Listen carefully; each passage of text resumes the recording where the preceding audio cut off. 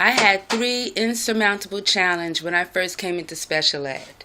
One was the look of my classroom, which was no bigger than a box with no windows. Two was the feel of special ed children, how others perceive them to be animals. And three, what I also had as a challenge was the feeling amongst the students themselves as far as respect. So number one, the first thing I did to change my classroom was to brighten it up, put in more colors, created my own bulletin boards, brought in different types of furniture, made the room look more like a little living room.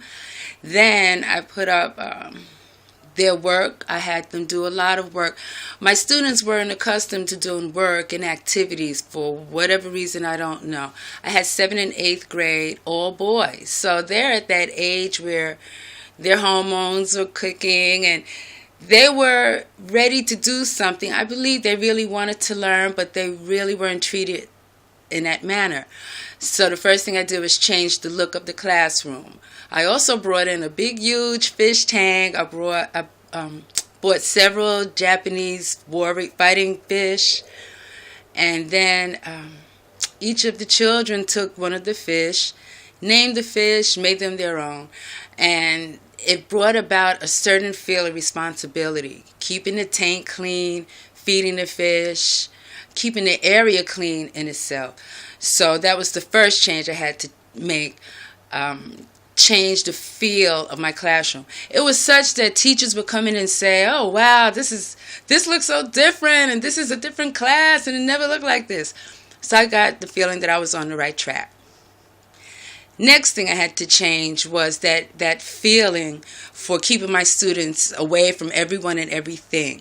That feeling that they were more or less like little animals. I didn't like that at all.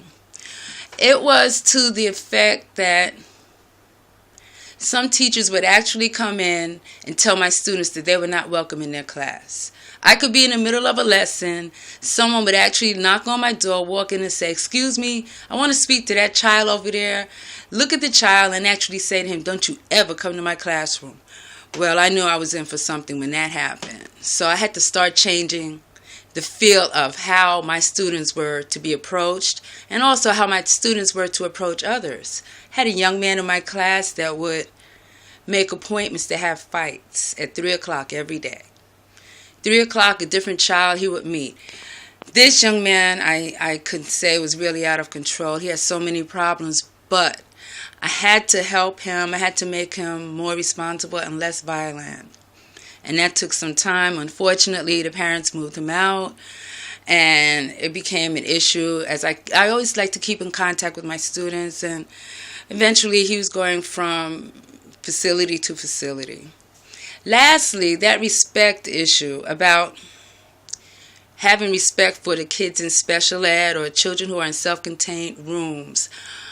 The men in my school would play around with the boys a great deal, and it was very disrespectful. They were more or less teasing them, calling them different names, hitting them and punching them.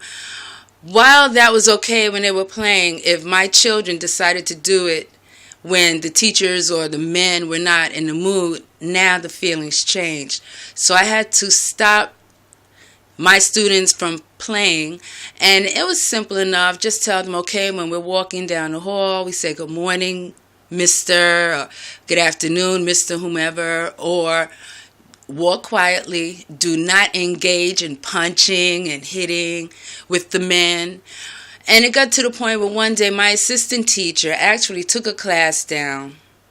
I forget which class it was, took them down, and instead of having them down in the class they were supposed to be in, he took them over to another class where one of his cronies were, and next thing you know, one student got into a little boxing with the teacher. It got out of hand, and I had to let my assistant teacher know it all ends now, because for one thing, they're still children.